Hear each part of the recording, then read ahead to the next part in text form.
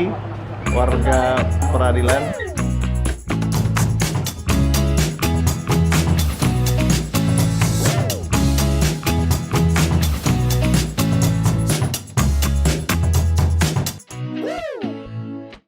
Assalamualaikum warahmatullahi wabarakatuh. Waalaikumsalam warahmatullahi wabarakatuh. Selamat datang kembali untuk Sobat Pas Menyapa dimanapun saja berada. Kami di sini podcast Pas Menyapa, ruang informasi dan edukasi hukum untuk masyarakat pencari keadilan, khususnya di Kepulauan Meranti. Pada episode kali ini, saya host Fuad Irsyad Zain kembali menyapa Sobat Pas Menyapa semua, hadir untuk berbagi informasi dan edukasi hukum. Pada kesempatan kali ini, kami menyampaikan informasi mengenai mediasi di pengadilan. Adapun untuk narasumber kita pada kali ini yang sangat luar biasa, tentu saja Wakil Ketua Pengadilan Agama Selat Panjang, Bapak Fendrik Eka Saputra, SHI MH. Bapak, gimana kabarnya Pak? Alhamdulillah sehat. Assalamualaikum warahmatullahi wabarakatuh. Apa kabar Sobat Pas Menyapa?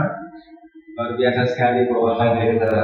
Beliau merupakan salah satu hakim mediator luar biasa yang dimiliki oleh Pengadilan Agama Selat Panjang. Beliau telah menorehkan prestasi yang luar biasa, tepatnya pada semester 1 tahun 2025 sebagai salah satu hakim mediator yang memiliki keberhasilan dalam menyelesaikan mediasi di atas 40%, sebagaimana yang telah ditetapkan oleh Dirjen Badilah.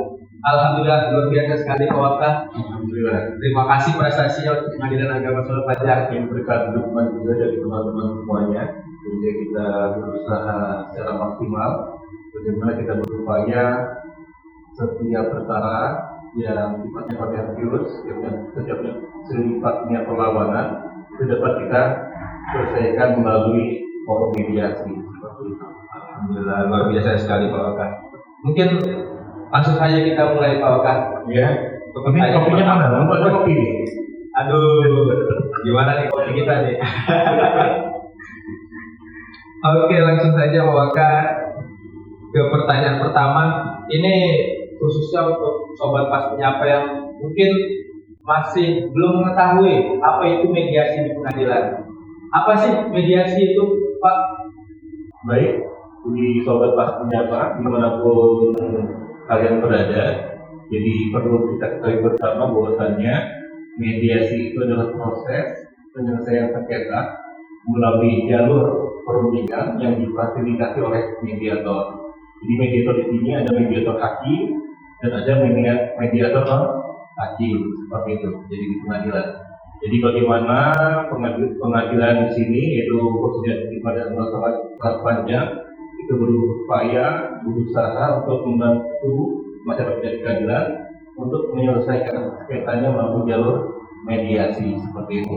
Begitu Pak. Ya. Berarti artinya di pengadilan tidak hanya memutus perkara secara kepalut, tapi bisa melalui mediasi. Betul sekali, seperti itu. Untuk peraturan perundang-undangannya sendiri Pak, ini Mahkamah Agung adakah ketentuan untuk mengatur mengenai proses mediasi di pengadilan? Baik, jadi sebelum kita mau masuk lebih mendalam lagi, jadi perlu Sobat Pas Menyapa ketahui bahwasanya sejak era pasca reformasi, ya itu ada apa namanya, bukan hanya reformasi dalam pemerintahan saja, itu juga ada reformasi dalam berbagai lembaga kita. Kemudian perlu Sobat Pas Menyapa juga ketahui di tahun 2000 ke atas itu bahwasanya sebenarnya sebelumnya ya perkara-perkara yang didaftarkan di pengadilan, ya baik itu di pengadilan negeri, pengadilan agama, pengadilan tata usaha negara, itu belum ada apa namanya kewajiban para pihak untuk dimediasi terlebih dahulu. Ya, jadi pertama kali Mahkamah Agung di sini karena perkara yang begitu banyak telah pasca reformasi itu, ya membludak perkara di kasasi, ya, sehingga Mahkamah Agung waktu itu kewalahan juga untuk menyelesaikan sengketa-sengketa itu, ya, sehingga ada inisiatif atau ijtihad atau kebijakan dari pimpinan Mahkamah Agung, ya, bagaimana berupaya untuk menekan, ya, angka perkara yang masuk ya dari tingkat pertama. Seperti itu. Bagaimana mereka berupaya memfilter sehingga ada solusi terkait dengan mediasi. Kemudian lahirlah Perma nomor 5 tahun 2002 tentang mediasi di pengadilan. Itu yang pertama kali ombak sejarah mediasi itu mulai lahir di pengadilan. Ya, tetapi ketika di dalam Perma nomor 5 tahun 2002 ya, itu belum ada kewajiban. Jadi para pihak ketika masuk ke dalam pendaftaran perkaranya, kemudian masuk dalam proses persidangan, itu hanya hanya sifatnya secara administratif saja. Ya, jadi masyarakat tadi boleh memilih, ya apakah tetap dilanjut atau melalui mediasi terlebih dahulu. Kemudian karena Mahkamah Agung melakukan evaluasi terhadap Perma nomor 5 tahun 2002, ya akhirnya lahirlah Perma nomor 1 tahun 2008 tentang prosedur mediasi di pengadilan. Ini kebijakannya lebih mendalam lagi. Jadi sejak di tahun 2008 tersebut, ya, jadi semua perkara yang sifatnya kontensius, ya, ada lawan di situ, jadi diwajibkan, ya, untuk melalui proses mediasi seperti itu. Kemudian dikuatkan lagi, ya, dengan Perma nomor 1 tahun 2016, Perma yang terakhir yang kita gunakan. Ya, dan alhamdulillahnya dengan kebijakan ini, ya, angka perkara yang sampai dengan tingkat kasasi itu menurun drastis. Ya, karena banyak pengadilan tingkat pertama itu berhasil untuk menyelesaikan sengketanya secara damai, seperti itu. Para pihak sepakat untuk menyelesaikan secara mediasi. Seperti itu, melalui mediasi. Kemudian di dalam mediasi pun perlu diketahui sobat pas menyapa semuanya, bahwasanya prosesnya itu berbeda dengan litigasi. Ya, jadi prosesnya itu tidak ada yang menang, tidak ada yang kalah. Kalau di litigasi kan pasti ada yang menang, ada yang kalah. Tapi dalam proses mediasi itu kelebihannya, ya, masyarakat pencari keadilan, para pencari keadilan itu tidak ada yang menang, tidak ada yang kalah, semuanya menang. Win-win solution. Win-win solution, betul sekali. Seperti itu. Berarti dengan adanya mediasi, tujuan awal untuk menekan kasus yang naik ke banding ataupun ke kasasi tercapai berarti ya kan? Ya, sangat efektif ya, apalagi di tahun 2008 karena sifatnya wajib, ya. Jadi sifatnya wajib sehingga masyarakat atau para pencari keadilan yang masuk ke dalam yang mendaftarkan perkaranya itu di mediasi terlebih dahulu. Seperti ketika mereka tidak punya etikat baik atau tidak mau melakukan mediasi, maka putusannya bisa batal demi hukum, lebih ekstrim di tahun 2008 seperti itu.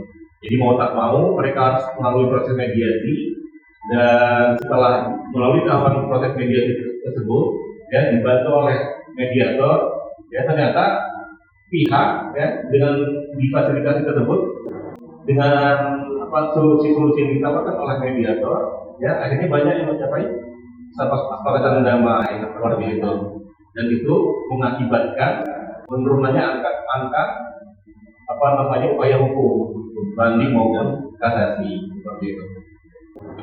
Luar biasa sekali Pak. Untuk sebagai seorang hakim mediator Pak, kita apa sih peran yang diberikan untuk menengahi para pihak yang sedang melakukan mediasi?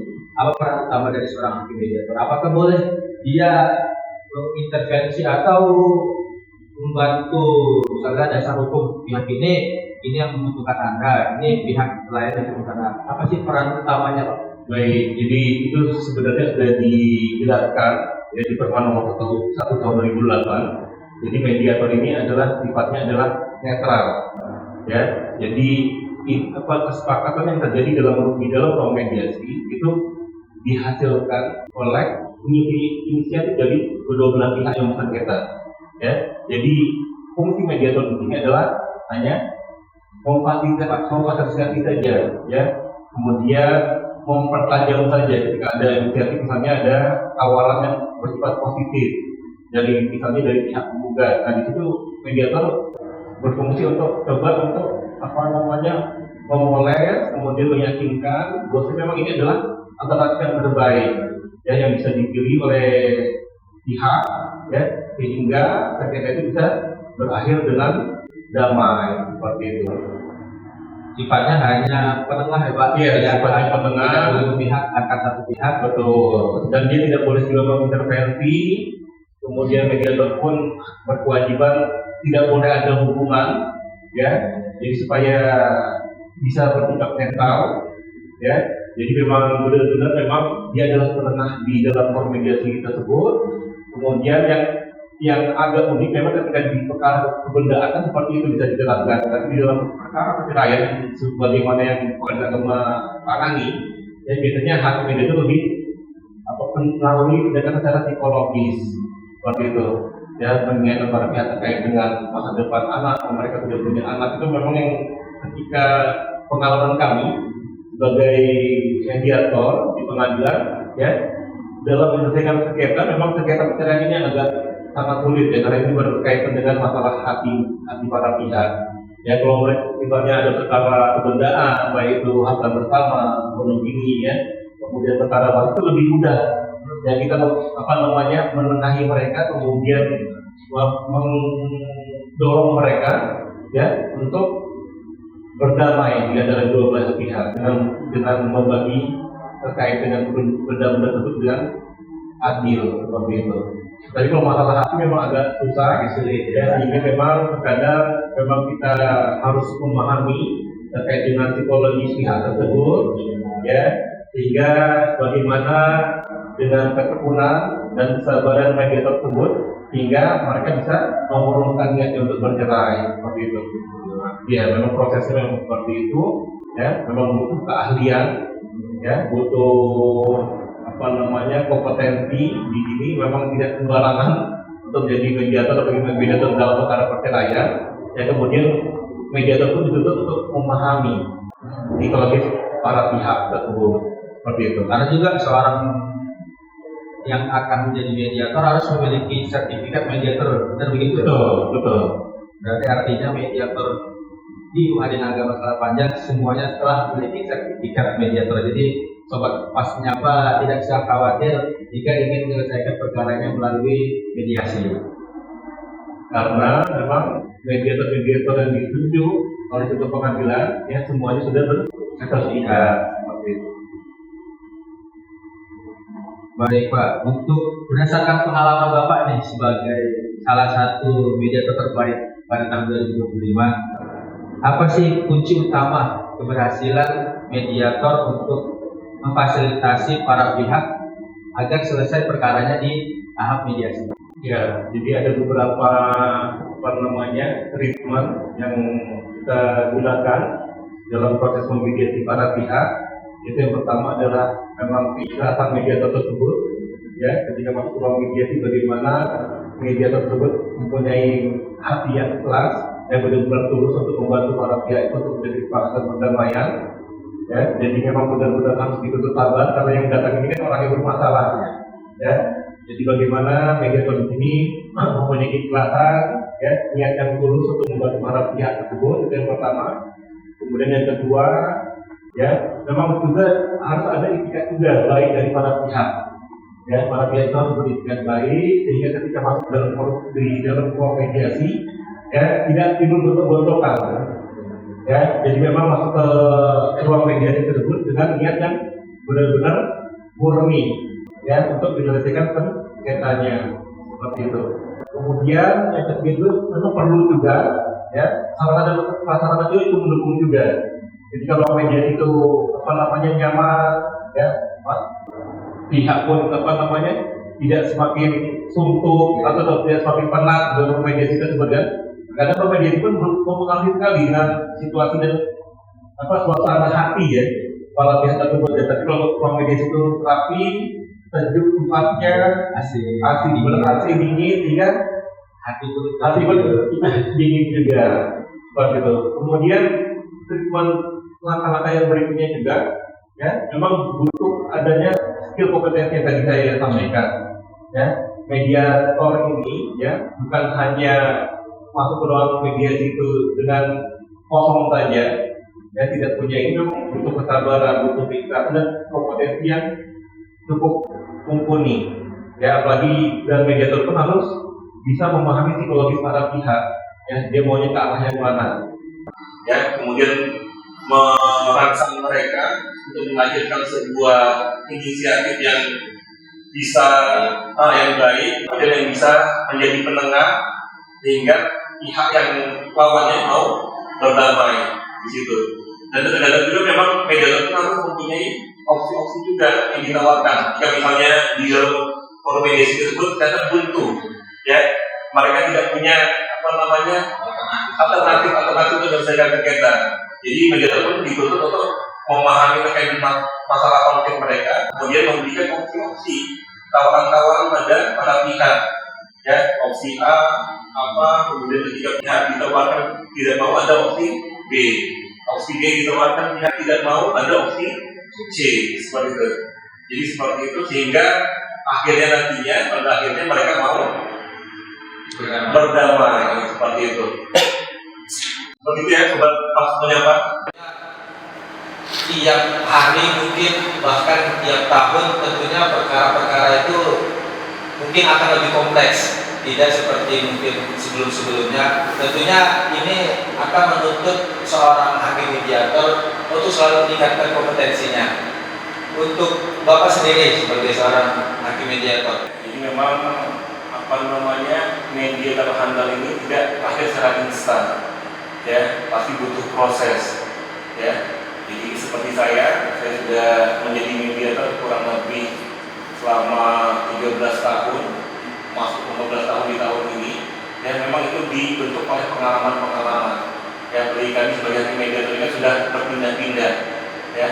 Dari pertama kami bertugas di Pengadilan Agama Metro, ya sebagai kaki, kemudian kami pun ditempatkan waktu magang cakim dulu, ya di Pengadilan Agama Kabupaten Kediri, Jawa Timur. Nah di situ kami mulai ditunjuk sebagai mediator karena waktu itu sudah mempunyai sertifikat. Ya, kemudian dilanjut ke Nusa Tenggara Timur sebagai hakim pertama. Ya, kemudian mutasi kembali ke Tulang Bawang Tengah di Provinsi Lampung. Seperti itu ke Gunung Sugi yang tukarannya luar biasa banyaknya.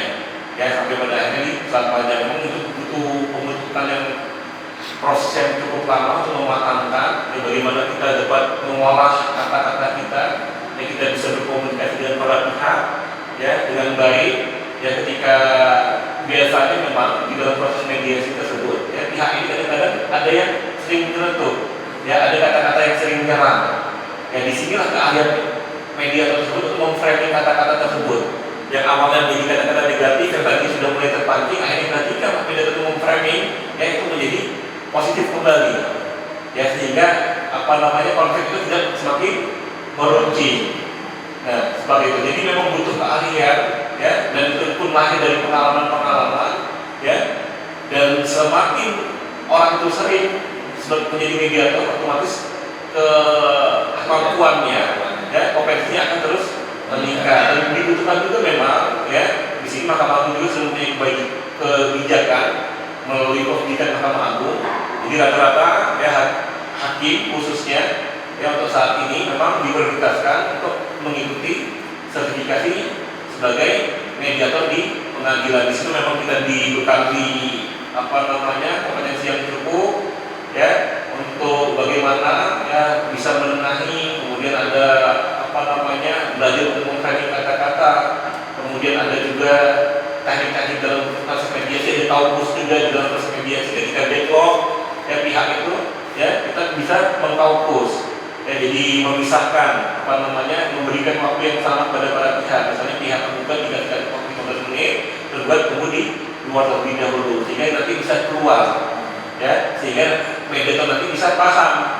Ya, kadang-kadang yang saya sampaikan seperti yang tadi di awal, ya terkadang karena kita ini menangani perkara perceraian pengadilan agama, ya antara suami istri yang kita mediasi adalah tidak mau mengungkapkan masalah sebenarnya apa yang terjadi di dalam rumah tangga mereka. Ya sehingga memang di sini membutuhkan teknik kaukus itu.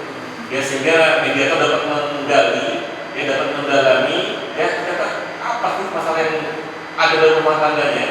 Ya, ketika mediator sudah dapat masalah yang ada dalam rumah tangga pihak tersebut, maka mediator dapat mencarikan solusi. seperti itu. Itu khususnya biasanya dalam perkara cerai ya Pak? Iya, dalam perkara cerai.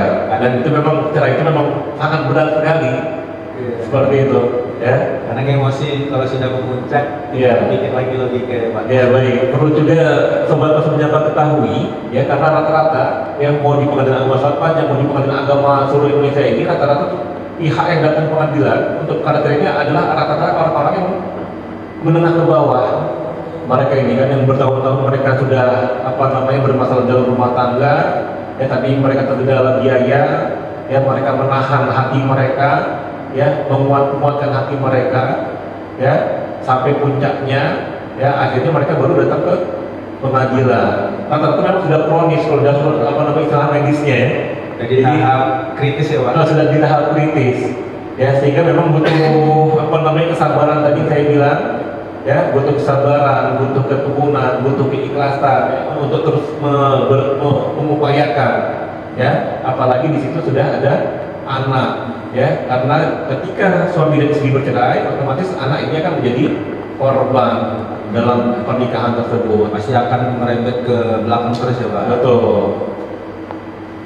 Kemudian Pak, ini saya pernah baca ada Perma nomor 3 tahun 2022 kalau tidak salah Pak, mohon koreksinya. Itu tentang mediasi Secara elektronik. Iya. Itu apa sih bedanya Pak dengan mediasi yang telah berjalan sebelumnya? Ya, ini pertanyaan cukup bagus juga, ya. Untuk sobat pas menyapa ketahui secara bersama, memang ya era digitalisasi ini, ya, ini memang butuh kebijakan yang strategis. Ya, jadi Mahkamah Agung di tahun 2020 waktu itu Pak Ketua Mahkamah Agung adalah Pak Profesor Dr. Muhammad Hatta Ali. Ya, di tahun 2020 itu dia punya kebijakan bahwasanya mulai di tahun 2021 ya, ketika ayam berkokok di tahun 2021 peradilan berubah menjadi peradilan yang berbasis digital, seperti itu. Salah satunya kebijakannya lahirlah Perma nomor 3 tahun 2022 tentang prosedur mediasi secara elektronik di pengadilan, seperti itu. Dan ini pun hasil dari evaluasi dari Perma nomor 1 tahun 2016, seperti itu. Ya, jadi terkadang memang ditemui pihak-pihak atau perkara-perkara yang pihak prinsipalnya itu berada di daerah yang lain, ya, atau berada di Bahkan di luar negeri. Seperti itu. Mereka diwakili oleh kuasa hukumnya. Nah, ketika kuasa hukum yang hadir dalam proses mediasi ini memang agak susah, ya, untuk mendamaikan mereka, karena bukan prinsipalnya langsung yang hadir, ya, sehingga di sini Mahkamah Agung mempunyai terobosan ketika pihak itu berada di luar daerah atau di luar negeri, dan bagaimana mediator bisa mengoptimalkan perdamaian tersebut, ya, itu melalui proses mediasi secara elektronik. Dan saya pun pernah melakukannya dan alhamdulillah berhasil terkait dengan sengketa harta bersama waktu di Pengadilan Agama Gunung Sugi waktu itu.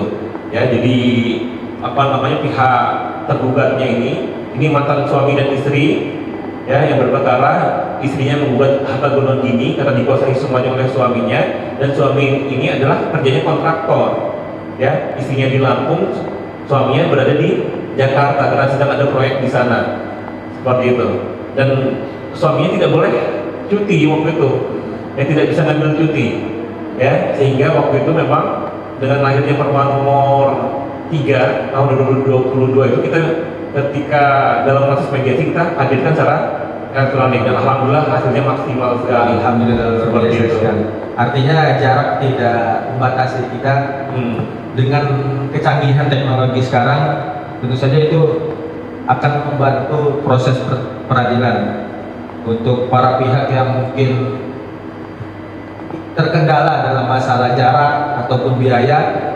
Pengadilan Agama Selat Panjang khususnya dan umumnya seluruh badan peradilan di Mahkamah Agung sudah bisa melakukan mediasi ataupun litigasi secara elektronik. Begitu sobat pas menyapa semuanya.